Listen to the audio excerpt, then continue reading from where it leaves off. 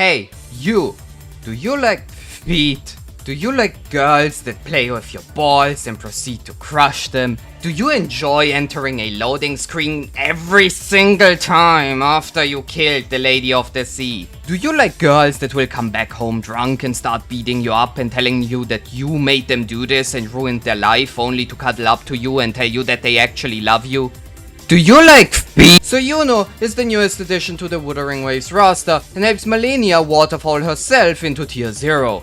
I asked my editor to give me a script with what exactly this Yuno character does, and for whatever reason, this moron just wrote pretty much every single combat role in the game on a blank sheet of paper. Shielder, healer, DPS, sub-DPS, melee, range, buffer, support, feed, please let my family out. Like, she does everything? So I pulled Yuno and decided to see just how hard this shielding, healing, DPS, sub-DPS, melee, ranged buff supporter is, and Jesus fucking Christ, my grandma could play this character and pull off a perfect rotation. Intro in, ult, go on the stupid bow, do 3 basic attacks, double skill into enhanced heavy attack and just switch off. Some guy told me that I need to be careful, however, of enemies interrupting me. But my brother in Christ, who's going to even hit me when I'm like 8 calotas above ground? But I'm yet again talking way too fast for my own good. So what exactly does Hatsune Iuno even do? Well, she deals damage while healing your resonators on hit.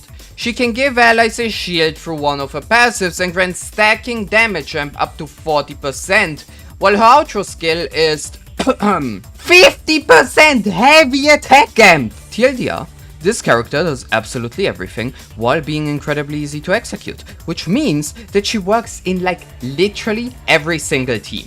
Augusta Yuno, Yuno main DPS with an Aero Liberation buffer, Gian Yuno, Peep Yuno, Zani Yuno. Please don't play this shit. Like, the options are endless. The only thing actually shit on this character is her weapon being yet again completely broken for both DPS and sub-DPS, bringing us yet again another arguably must-pull weapon. Great job, Wuthering Waves. The only saving grace compared to other Wuva characters here is that her weapon is purely for her own personal damage. So if you want to use Yuno for the buffing only, then you could at least somewhat make the argument that it's unnecessary. But keep in mind, a big part of her comes from her own damage. In terms of raw buffing, she's like barely stronger than Motefi. But you're still going to get cancer just from echo farming, because God fucking forbid Nightmare Nests were not the worst modern echo mechanic introduced to the game and actually dropped an attack 1 cost for once. Oh, and I can't even farm it on the overworld because there are only like 12 of these junk rocks on the map. Well, fuck me, I guess. I didn't even want to play my newest character for the first week anyways. Thanks, Curl. But let's do some real talk now. If you watched my Augusta guide, you saw me say, for heavy attackers, and obviously, an S2 Augusta with Motefi will outperform an S0 Augusta with Yuno. This sparked a healthy discussion in the comments where my viewer, Large Banana, was very confident in the opinion that an S0 Augusta with an S0 Yuno will outperform a S2 Augusta with a Motefi. Since Yuno was not out yet, this discussion obviously went nowhere. So I bought both Augusta sequences from the shop and waited for Yuno's release. Then I did TOA runs with S0 Augusta and S0 Yuno before getting my Augusta to S2 and doing the exact same thing with Motefi as her teammate. In those tests, S2 Augusta consistently outperformed my S0 Augusta with my S0 Yuno by like 5 to 7 seconds. Now, my Yuno is pretty dog shit because echo farming is the worst gacha experience I ever had. But from my anecdotal testing, S2 Augusta does indeed outperform S0 Augusta and S0 Yuno, and that Augusta is one, like, oh man.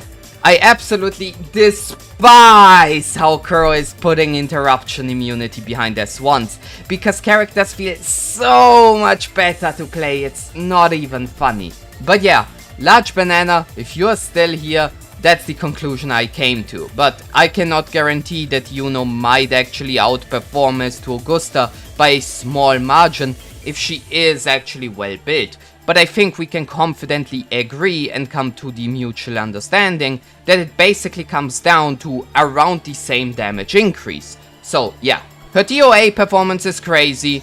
Her Wuva performance is a meh, because a lot of her damage is single target, so she kinda just exists as like an Augusta buffer or something like that.